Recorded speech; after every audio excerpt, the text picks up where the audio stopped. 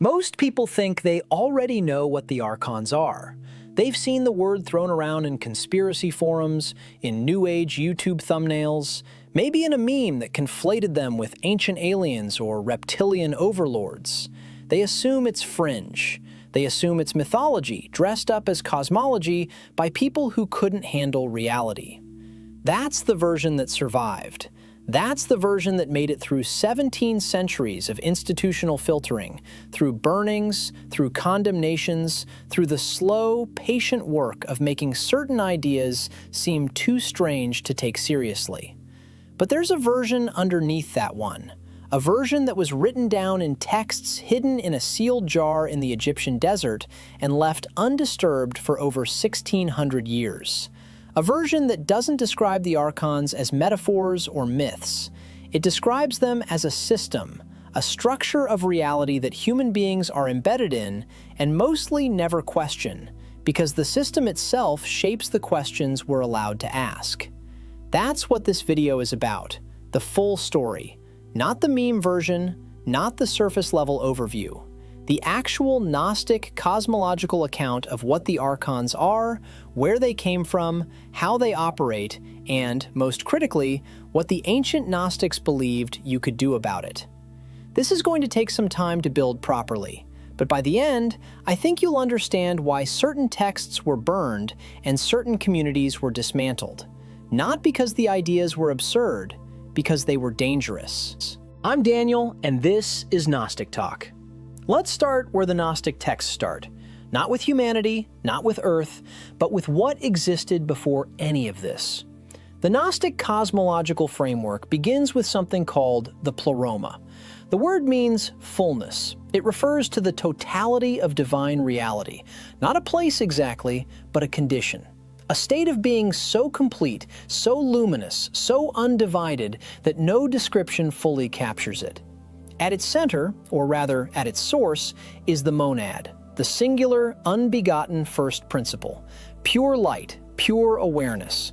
The Apocryphon of John, one of the foundational texts recovered from Nag Hammadi in 1945, describes it this way. The monad is a monarchy with nothing above it. It is pure light that no eye can behold. Within the pleroma exist what the Gnostics called eons, divine emanations, aspects of the monad extended into relational being. Think of them less as separate gods and more as facets of a single, overwhelming reality becoming self-aware through multiplicity. They exist in harmony. The whole system is, by its nature, self-sustaining. And then something goes wrong. One of the eons, and this is the moment everything turns on, is Sophia. Her name means wisdom, and according to multiple Gnostic texts, including the Apocryphon of John and the more extended account in Pistis Sophia, Sophia makes a choice. She acts independently. She attempts to generate something without the consent of her divine counterpart, without the participation of the full pleroma. The act is not malicious. It's something closer to an excess of desire, a reaching beyond what the structure could support. What she produces is not what she intended. What emerges from her unilateral act is something deficient, something that carries the form of divine origin, but lacks the fullness that would have come from proper emanation. The Gnostic texts describe this being as lion-faced, serpent-bodied, and blind. Blind in a specific sense. It does not know that anything exists above it. It cannot perceive the pleroma from which it came. And because it cannot perceive what it lacks, it draws the only possible conclusion, that it is the highest power that exists. This being is the demiurge, and the first thing it says, according to the Apocryphon of John, is, "I am God, and there is no other God beside me." Now here's where it gets cosmically significant. The demiurge is not evil in the way a villain is evil. It is not scheming or malicious in a conscious sense. It is ignorant. And that ignorance, that failure to perceive the fuller reality above it, is precisely what makes it so consequential. Because an ignorant creator still creates. It builds a world. It establishes order. It makes rules. And those rules are structured around the assumption that the demiurge's reality is the only reality there is. This is the foundational Gnostic diagnosis of why the world feels the way it does. Before we continue, there's something I want to place in your hands. We've gathered the forgotten texts, the ones the Church sealed away for 17 centuries, into a single guide for those who feel the pull towards something deeper. Because whether we speak of the Archons, the Demiurge, or the Divine Spark, one truth remains. This knowledge was never meant to be lost. This is for anyone who senses there's more to this reality than we've been told, and who's ready to remember it. You'll find it in the link in the description below, or you can scan the QR code right here. I'll give you a moment to do that. Not that the world was created by an evil being with malicious intent, but that it was created by a being that genuinely does not know what it doesn't know. And a world shaped by that kind of ignorance will replicate that ignorance at every level. I want to sit with that for a moment, because when I first encountered this framework, I remember it was late. I'd been going through translations of the Apocryphon of John for a research session that stretched well past midnight. Something shifted in how I understood the question of why the world contains so much unnecessary suffering. Not the dramatic suffering, the quiet, structural kind. The kind that feels built into the operating system. The Gnostic answer isn't theodicy. It isn't God works in mysterious ways. It's a diagnosis. The architect of this system has a fundamental perceptual limitation, and the system reflects that limitation perfectly. So where do the Archons come in? The word archon comes from the Greek. It simply means ruler. In the political context of the ancient world, an archon was a magistrate, a figure of civic authority. The Gnostics took that word and used it with surgical precision. The Archons are the rulers of this created system. They are the administrative structure of the Demiurge's world. The texts describe them in numbers. Most accounts give 7, corresponding to the 7 planetary spheres of ancient cosmology: Saturn, Jupiter, Mars, the Sun, Venus, Mercury, the Moon. Each sphere has its ruler. Each ruler has a name. The Apocryphon of John provides a list: Yaltabaoth, Saklas, Samael. These are all names used for the chief demiurge, and then beneath him, 7 planetary archons, each associated with a specific quality: jealousy, domination, ignorance, desire for power, folly, darkness, the craftiness of a serpent. Other texts, particularly the work known as On the Origin of the World and the Hypostasis of the Archons, both also found at Nag Hammadi, expand this to 12 archons, corresponding to the signs of the zodiac. The structure varies slightly between traditions, but the underlying logic is consistent. This created world is not neutral space. It is administered space. There are layers to it, and each layer has its custodian. Now here's what the modern meme version of this gets completely wrong. The Archons are not extraterrestrials visiting in ships. They're not interdimensional parasites crawling through portals. That's not the Gnostic account. The Gnostic account is far stranger and, I'd argue, far more unsettling. Because the Archons, according to these texts, are structural. They are woven into the fabric of the created order. They don't need to visit from outside because they are the architecture of inside. The hypostasis of the Archons puts it plainly. The Archons do not want humanity to awaken to what they actually are. And the mechanism they use to prevent that awakening is not direct suppression, it's environmental. They shape the conditions within which human beings think, perceive, and desire. They work through the passions, through the senses, through the unexamined assumptions embedded in every system that tells you this world is all there is. I personally think this is the most underrated dimension of the Archon teaching. Not the cosmological drama of their origin, but the functional description of how they maintain control. Because it doesn't require anything supernatural in the colloquial sense. It describes something that looks exactly like what we already experience. A world that consistently rewards identification with matter, with power, with external authority, and consistently punishes or marginalizes the interior life. One viewer left a comment under my video, "This is the last video you'll ever need about the Archons, no BS," that I've been thinking about ever since. They wrote, "This is the first framework that makes the mundane feeling of being trapped make actual sense, not poetically, structurally." That's exactly the distinction the Gnostics were drawing. This isn't a metaphor for feeling bad about your life. It's a structural account of why a certain kind of forgetting is so persistent, so consistent, so difficult to break through even when you know it's there. The Archons, in the Gnostic account, are not the problem in the way an enemy is a problem. They are more like a gravity field, not malicious, not conscious of its own function, but relentlessly consistent in what it does. And just like with gravity, the question is not how to destroy it. The question is whether you know it's there. Here's what changes everything. The Demiurge and his Archons built a world. They fashioned matter, they organized space, they established the spheres and their rulers. According to the Apocryphon of John, they even fashioned a human body, a physical vehicle assembled through their collective effort, each Archon contributing a component corresponding to their domain. The body, in this account, is a product of the created order. It belongs, structurally, to the system.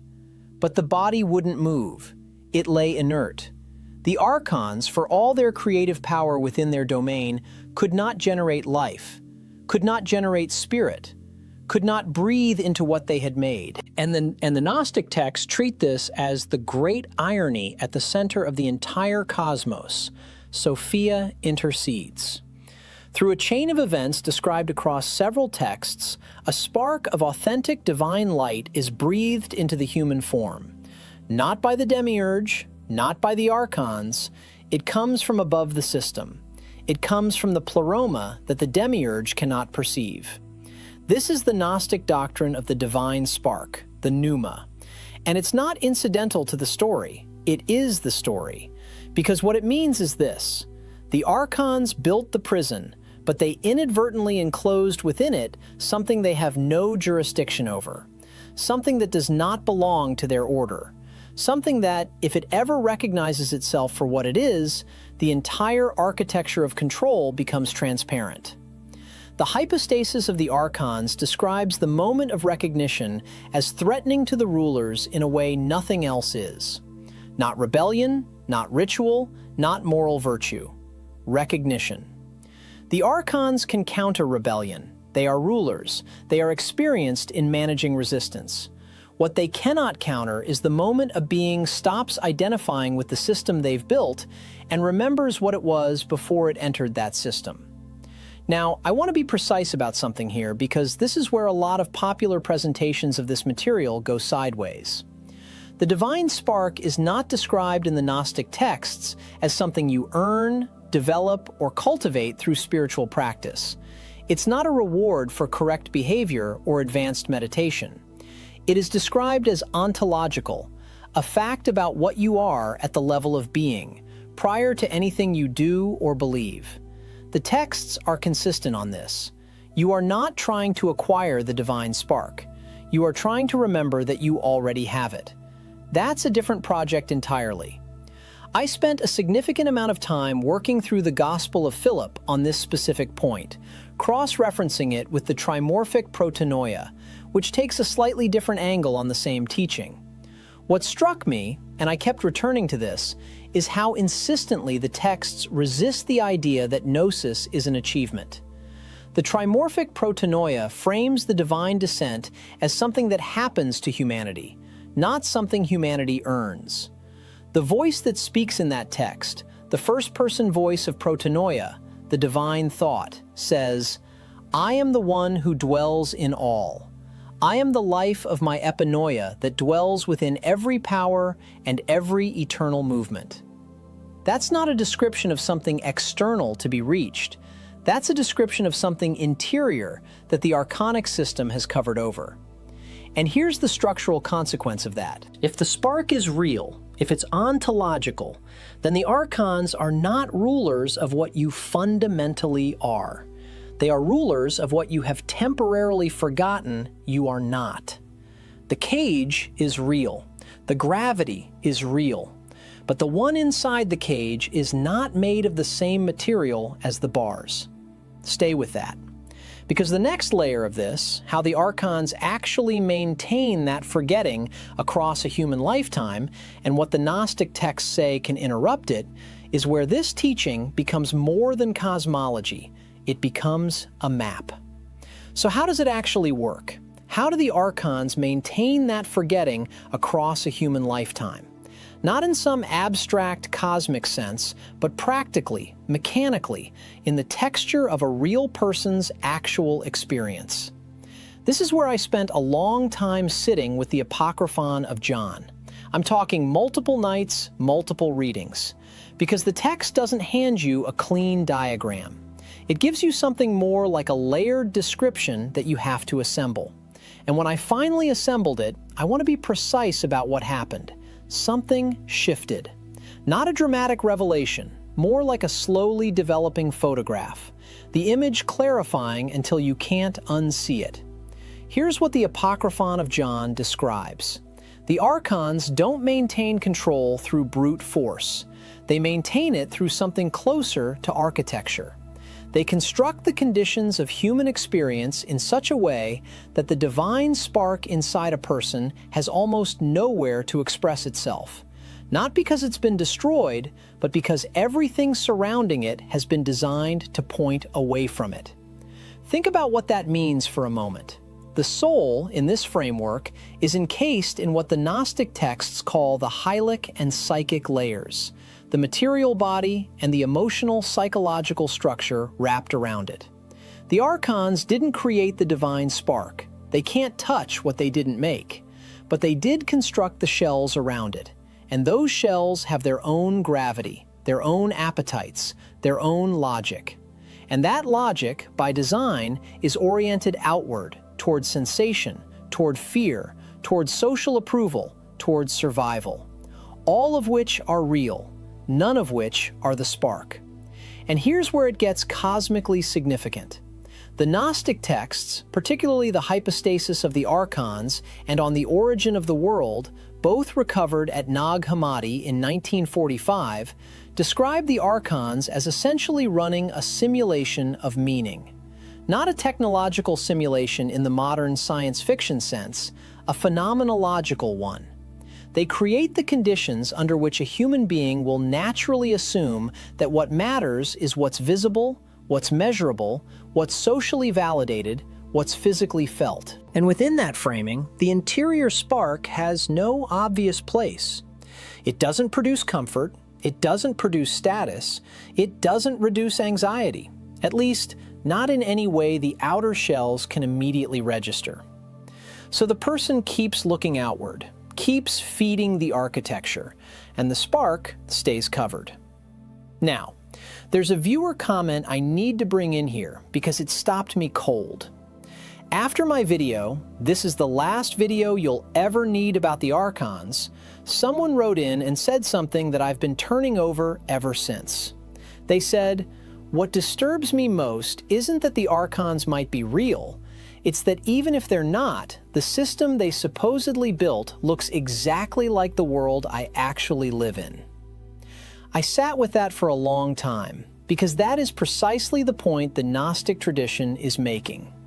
Whether you take the Archons as literal metaphysical beings, as psychological forces, as systemic structures, the functional description is identical. A world optimized to keep human attention permanently oriented away from the interior divine. A world that rewards compliance with its surface logic and punishes the kind of inward turning that might actually interrupt the forgetting.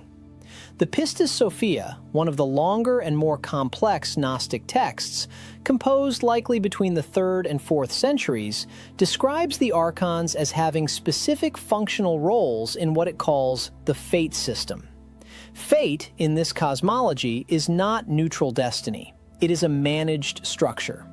The planets, the astrological forces, the cycles of time, all of them administered by archonic intelligences whose function is to keep souls cycling through material existence without ever breaking through to recognition of what they actually are. This is why reincarnation in the Gnostic reading is not the comforting wheel of spiritual progress that some traditions present. It is closer to a trap with a revolving door. You come back. You forget again. The architecture reasserts itself. The spark gets covered again.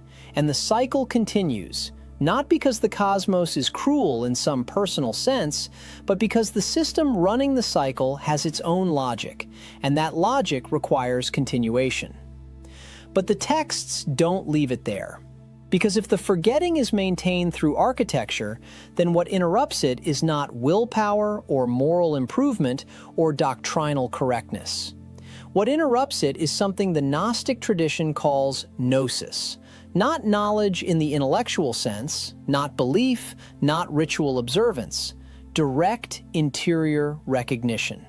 The spark becoming aware of itself. And that recognition, when it happens, the texts describe as something the archonic system fundamentally cannot prevent, because it operates at a level the archons did not build and cannot access.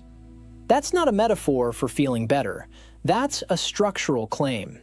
And the implications of it are more radical than most people realize. So, what does that interruption actually look like? What does Gnosis, real Gnosis, not intellectual familiarity with the concept, actually do to the archonic architecture? I'm going to be careful here, because this is the part of the teaching that gets flattened most easily. People encounter the word Gnosis and immediately translate it into something they already recognize. Insight, enlightenment, a feeling of clarity, a profound meditation session. And I understand the instinct. Those things are real. But that's not what the Gnostic texts mean when they describe Gnosis as liberation. The trimorphic protanoia, and I'll be honest, I spent an entire evening just with the opening movement of that text, describes Gnosis not as an experience you have, but as a nature you remember. The divine feminine voice in that text says, "I am the movement that dwells in the all. I am the invisible one within the all." And the point is not that this voice is speaking to you from outside. The point is that this voice is what you are, beneath the archonic shells, and Gnosis is the moment that interior voice becomes audible to itself. That distinction matters enormously. If Gnosis is an experience you have, then it's something that can be gated, something that can be rationed by an institution, simulated by a technique, or mistaken for an emotional peak. If Gnosis is a nature you remember, then no archonic structure can ultimately prevent it, because it doesn't come from outside the system. It comes from the level of being that predates the system. Here's the analogy that finally cracked it open for me. Imagine someone born into a country that has, for generations, told its citizens that they are subjects, not by nature, not by choice, but simply by the logic of the system they were born into. The architecture of that country, its laws, its culture, its stories, its social rewards, all of it reinforces the assumption of subjecthood. And most citizens never question it, not because they're stupid, but because the architecture is comprehensive. It accounts for almost every angle of experience. But now imagine that somewhere in the founding documents of that country, buried, rarely cited, mostly ignored, there is a clause that says the citizens were never actually subjects, that their fundamental standing was always something else entirely. Gnosis, in the Gnostic framework, is the moment you find that clause and recognize that it applies to you, not as a belief, as a fact about what you are. The archons cannot revoke that recognition once it has occurred. Because it isn't granted by them, it isn't revocable by them. Now, the Gospel of Philip, a Valentinian text also recovered at Nag Hammadi, pushes this further in a direction I find particularly striking. It distinguishes between people who are told the truth and people who receive the truth. It says, and I'm paraphrasing the language here rather than quoting directly, that those who simply hear names and words, Father, Son, Holy Spirit, Light, Life, are deceived by those names, because the names point towards something that the archonic world has already colonized the language of. You can use the word divine and mean something entirely archonic. You can use the word God and be describing the demiurge. This is why I personally think this is the most underrated dimension of Gnostic thought, the radical suspicion towards spiritual language itself. The recognition that the very vocabulary of transcendence has been hijacked. That you can walk out of an encounter with entirely demiurgic theology feeling spiritually satisfied because the architecture is that comprehensive. It accounts for the spiritual hunger too.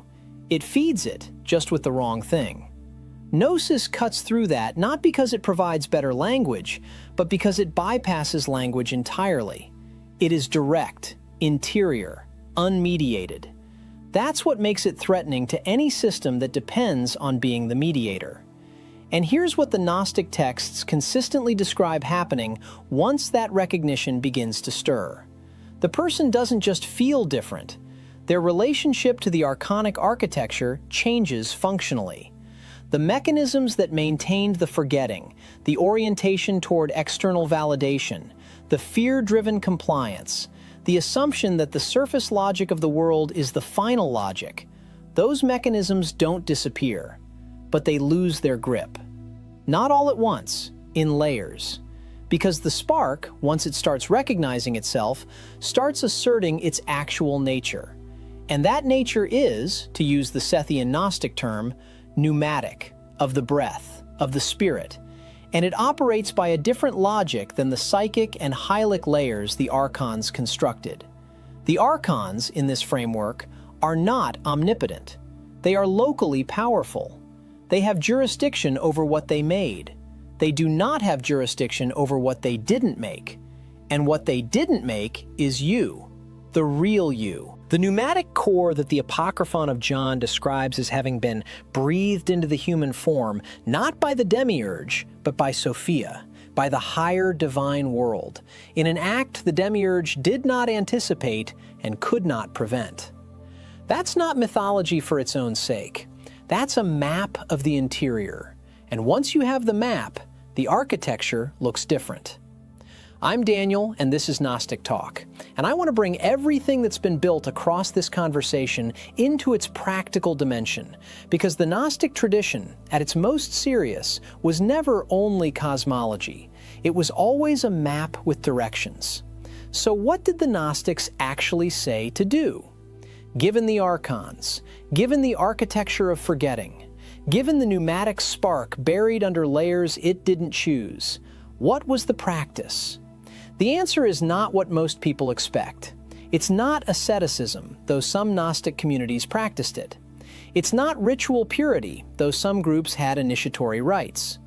The core practice, the one that the Sethian and Valentinian texts return to most consistently, is something closer to what we'd call contemplative recognition, a sustained, disciplined turning of attention toward the interior. Not meditation in the generic relaxation sense, something more deliberately aimed. The Zostrianos, one of the most demanding Sethian texts, and one that scholars believe shares intellectual lineage with the Neoplatonic tradition, describes a process of ascending through successive levels of interior awareness. Each level corresponds to a deeper stripping away of archonic conditioning. Not destruction of the outer layers, the psychic and hylic dimensions of the person don't disappear, but their authority over the person's fundamental orientation is progressively loosened. And here's what I want to sit with for a moment, because I think it changes how you hold everything else in this video. The Gnostic practice isn't about escaping the material world in the sense of hating it or fleeing from it. That's the caricature. The texts describe something more precise, a reorientation of identity. The material world, the archonic architecture, remains present. But the pneumatic person moves through it differently, not because the cage has disappeared, but because they have stopped mistaking the cage for what they are. There's a distinction in the Valentinian tradition between the pneumatic, the psychic, and the hylic, three categories of human beings, or more accurately, three orientations of human consciousness. The hylic is oriented entirely toward material satisfaction. The psychic is oriented toward morality, toward religious observance, toward doing the right thing within the system. The pneumatic is oriented toward Gnosis, toward interior recognition of the divine spark. Now, and this is critical, the Valentinians did not generally read these as fixed types you're born as. They read them as orientations that can shift. A psychic person who genuinely pursues Gnosis is moving pneumatically. A person who knows all the right Gnostic terminology and uses it to build their ego is moving hylically. The category is functional, not ontological, which means the architecture can be interrupted at any point. After my video, I tried calling the divine spark within for 7 days. What answered shocked me. I got a message from someone who described what happened when they sat with the practice over an extended period. They said something that I keep returning to. They said it wasn't like gaining something new. It was like noticing something had always been there that they had been systematically trained not to look at. That's it. That's the phenomenology the texts are pointing toward. Not acquisition, recognition. And that distinction is everything, because acquisition can be blocked. A gate can be placed in front of something you're trying to get. But recognition of something already present, the Archons have no gate for that. The gate only works if you believe you're on the outside of what you're looking for. So what does this mean practically, right now, in a life that is fully embedded in the archonic architecture? Because I'm not going to pretend that knowing the cosmology automatically dissolves the conditioning. It doesn't. I've sat with these texts for years, and I still catch myself operating from within the archonic logic, chasing external validation, flinching at social disapproval, orienting toward the surface and forgetting the depth. The architecture is comprehensive.